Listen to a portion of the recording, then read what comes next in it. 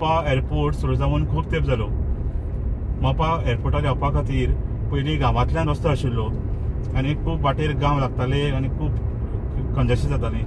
सो आतां हालींच एक लिंक रोड बांदलो, तो स्ट्रिटांचेर आसा, कंप्लीट वयल्यान वता आनी विदीन फ्यू मिनिट्स तूं धारगळ साकून मोपा एअरपोर्टार पावता.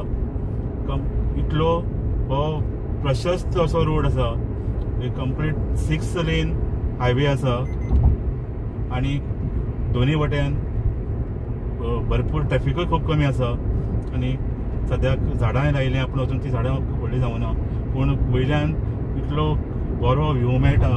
चारी बाजून ल्हान ल्हान डोंगर आसा आनी झाडां आनी सगळी ग्रिनरी.